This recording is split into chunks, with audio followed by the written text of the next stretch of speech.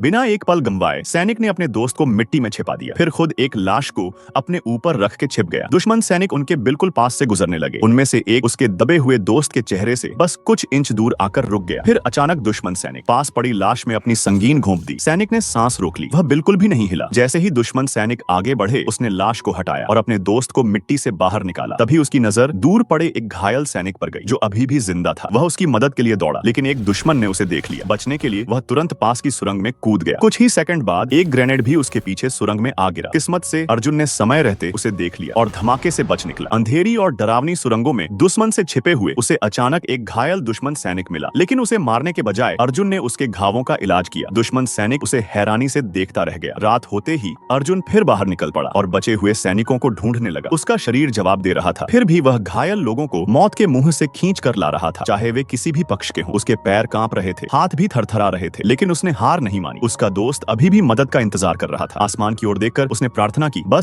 मुझे बस एक और जान बचाने दो। एक और सैनिक को बचाने के बाद उसने फिर वही प्रार्थना दोहराई, बस एक और। रस्सियों ने उसके हाथ बुरी तरह काट दिए थे। फिर भी घायल सैनिक लगातार चट्टान के किनारे पहुंचते जा रहे थे। किसी को नहीं पता था कि उन्हें नीचे कौन उतार रहा है। सब बस इतना जानते थे कि ऊपर कोई पागल इंसान अपनी जान जोखिम में डालकर लोगों को बचा रहा है। यह सब देखकर कप्तान ने हैरानी से पूछा, आखिर वो आदमी है कौन? जवाब मिला, वो अर्जुन है, वही नया लड़का जिसका सब मजाक उड़ाते थे। सुबह होने तक अर्जुन को उसका घायल ड्रिल सार्जेंट मिल गया। दुश्मन तेजी से उनकी तरफ बढ़ रहे थे। अर्जुन ने सार्जेंट की राइफल उठाई। एक पल के लिए सार्जेंट को लगा कि अब वह लड़ने वाला है, लेकिन अर्जुन ने राइफल को कपड़े में लपेट दिया और सार्जेंट को अपने कंधों पर चढ़ने का इशारा किया। सार्जेंट कवर फायर देता रहा, जबकि अर्जुन उसे उठाकर चट्टान तक ले गया। किनारे पर पहुंचकर उसने पहले सार्जेंट को नीचे उतारा। जैसे ही सार्जेंट नीचे पहुंचा, वह कप्तान से चिल्लाकर बोला, अर्जुन अभी भी ऊपर है। लेकिन कुछ ही क्षण बाद अर्जुन फिर दिखाई दिया। इस बार उसकी पीठ पर एक और घायल सैनिक था, लेकिन इस बार दुश्मन ने उसे देख लिया था। तभी साथी सैनिकों ने कवर फायर देकर उन्हें रोक लिया। आखिरकार अर्जुन जिंदा बच निकला। जब बचाव दल उसके पास पहुंचा, उसका मन अब भी युद्ध के उसी मैदान में अटका हुआ था। वह ठीक से खड़ा भी नहीं हो पा रहा था। कप्तान उसके पास आया और धीरे से पूछा, क्या तुम घायल हो? अर्जुन की आंखों में आंसू भर आए, लेकिन वह एक शब्द भी नहीं बोल पाया। वहां मौजूद सभी सैनिक खामोश खड़े रहे। वे उस इंसान को सम्मान दे रहे थे जो मौत के दरवाजे से लौट कर आया था। शायद अर्जुन को खुद भी अंदाजा नहीं था कि उस एक रात में उसने अकेले 76 लोगों की जान बचाई थी।